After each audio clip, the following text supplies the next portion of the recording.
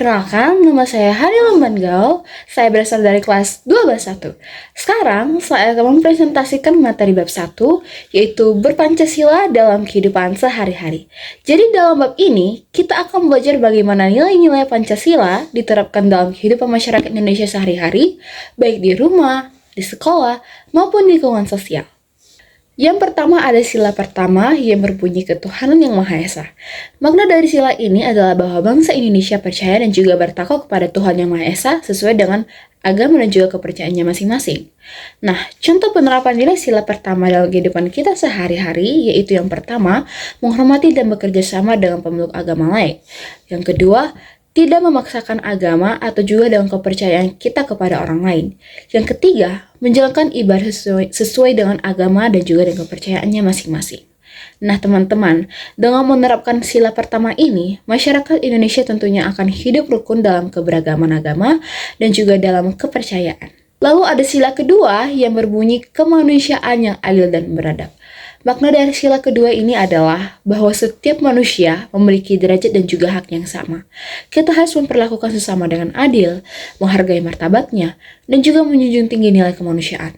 Contoh penerapan sila kedua ini dalam kehidupan kita yang sehari-hari, yang pertama, menghormati hak dan kewajiban orang lain.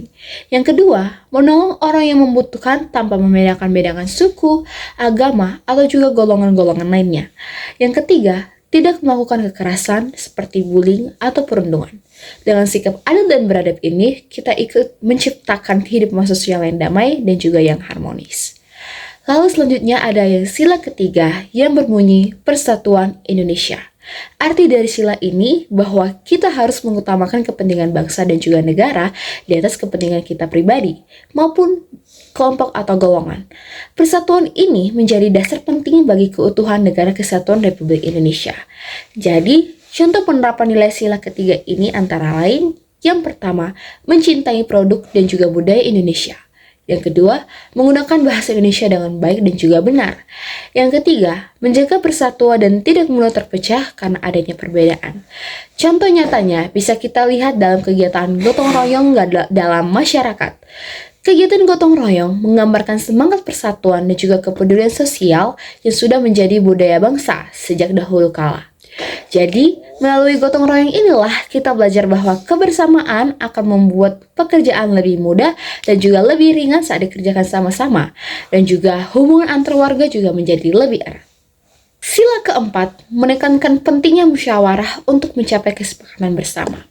Artinya, setiap keputusan harus diambil dengan cara yang adil, bijaksana, dan juga menghargai pendapat orang lain. Contoh penerapan sila keempat ini yang bisa kita terapkan dalam kehidupan sehari-hari, yang pertama adalah bermusyawarah dalam menyelesaikan masalah yang bersama. Yang kedua, tidak memaksakan kehendak pribadi.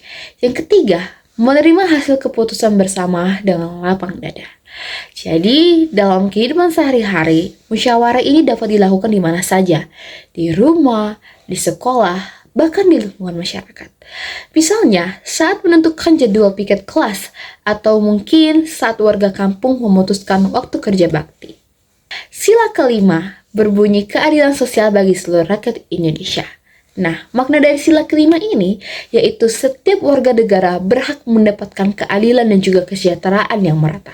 Jadi, contoh penerapan sila kelima dalam kehidupan kita sehari-hari, yang pertama, bersikap adil kepada semua orang tanpa pilih kasih. Kedua, tidak mengambil hak orang lain. Ketiga, menghormati hak milik orang lain.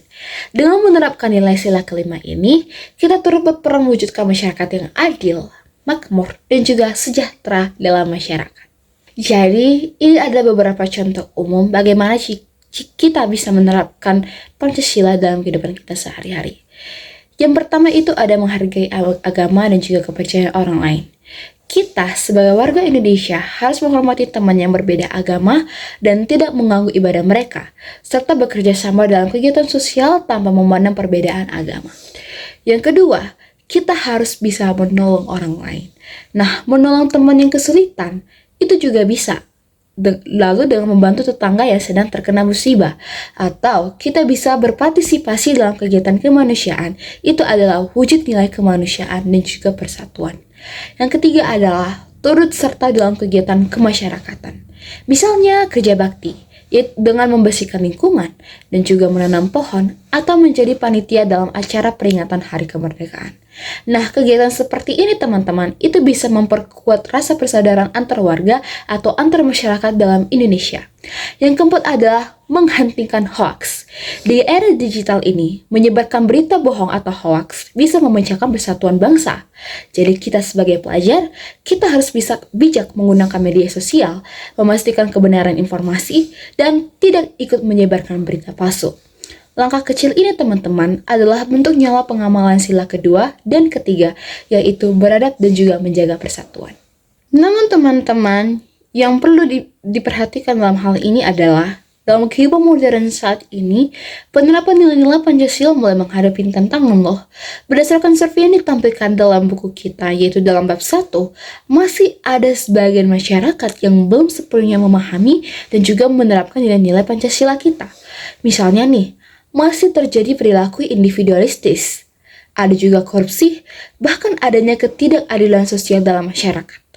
Oleh karena itu, kita sebagai generasi muda, kita harus berperan aktif untuk menjaga dan juga mengamalkan nilai-nilai Pancasila dalam kehidupan kita sehari-hari. Kita bisa mulai dari hal yang kecil teman-teman, seperti menghormati guru, bekerja sama dengan teman, serta ikut dalam kegiatan sosial dan juga dalam kegiatan lingkungan. Jadi, kita sebagai generasi muda, kita memiliki peran penting untuk meneladani dan juga menerapkan Pancasila dalam kehidupan sehari-hari. Jadi, mari mulailah dari hal yang sederhana, yaitu bersikap jujur, menghormati orang lain, berbuat baik tanpa pamrih, dan juga bisa membantu sesama. Jadi teman-teman, refleksi itu sangat penting. Karena dengan merenungkan tindakan kita bisa memperbaiki diri dan terus berkembang menjadi warga negara yang berkarakter Pancasila. Dengan mengamalkan Pancasila secara nyata, kita bukan hanya menjaga warisan bangsa loh, tetapi juga membangun masa depan Indonesia yang lebih baik.